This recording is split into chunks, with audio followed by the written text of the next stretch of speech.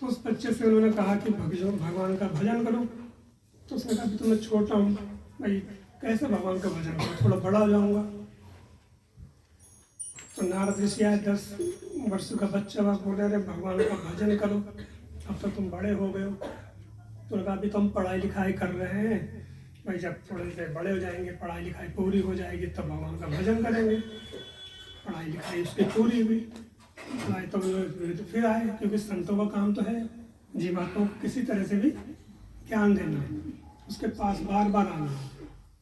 तो क्या हुआ, जब 10 वर्ष का बच्चा हुआ तो नारद ऋषि उसके पास आए, तो तुम 10 वर्ष के हो गए हो, तो भगवान का भजन करो। तो उन्होंने कहा कि अब थोड़े और पढ़ जाए, अभी तो क्या है कि हमें बड़े स्कूल जाना है ना, कॉलेज में जाना है, गुरुकुल में जाना है, महाविद्यालय में, हमारी पढ़ाई पूरी होने दो तब भगवान का भजन करेंगे।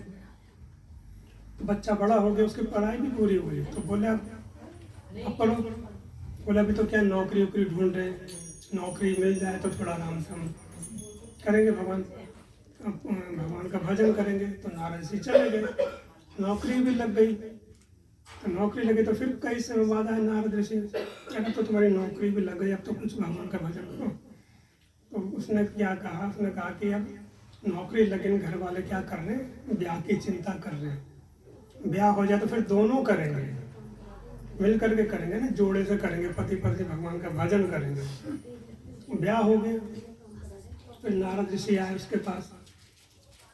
तो नारद ऋषि आए तो नारद ऋषि ने कहा अरे अब तो ब्याह भी हो गया तुम्हारा, अब तो चलो दोनों के दोनों भजन करो।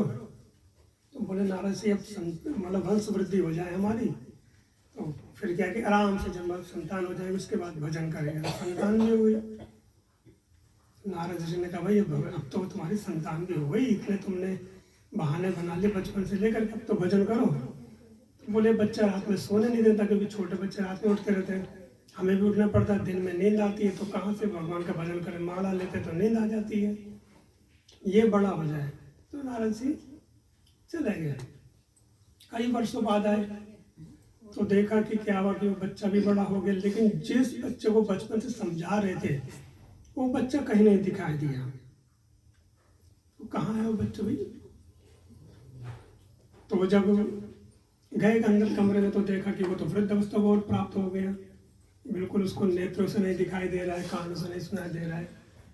तो भगवान का भजन करो। तो नारद ऋषि थोड़ी स्थिति अच्छी नहीं है, भगवान का भजन कर लेंगे हम, बेटों को थोड़ा हिसाब किताब समझा दें कि क्या किस ढंग से करना है, कहाँ लेन देन करना है। तो नारद जी चले गए, आए फिर उसके बाद तो वो जीवात्मा उनको नहीं दिखाई दी। तो जब बाहर आए घर से तो उनका आवाज आई नारद ऋषि नारद ऋषि। तो इधर उधर देखा तो कुत्ता उनको आवाज दे रहा था। तो कहा तुम कौन हो भाई? बोले मैं वही बच्चा हूँ जिनको आप बचपन में सिखाने आए थे। तो तुम ऐसी स्थिति में कैसे आ गए? भाई क्या हुआ कि मैं घर का मोह नहीं छोड़ पाया, तो मुझे कुत्ता बन करके यहीं आना पड़ा। तो वो कुत्ता क्या है जो अंदर गया, घर के अंदर गया तो जो उसका जो पुत्र था उसको तो पता नहीं कि मेरे पिताजी कुत्ते हैं, तो एक डंडा मारा उसको, बाहर भाग आया। तो बाहर वो चिल्लाते हुए आया। तो नारद ऋषि ने कहा अब तो भगवान का भजन कर ले, देख तुझे डंडे पड़ रहे हैं। तो बोला कोई नहीं नारद ऋषि, अपने तो मार रहे, पड़ोसी का थोड़ी मार रहा है कोई, तो भी भगवान का भजन नहीं हुआ। तो हमारी स्थिति ये है कि हम बहाने बनाते हैं। मनुष्य क्या है कि मनुष्य के अंदर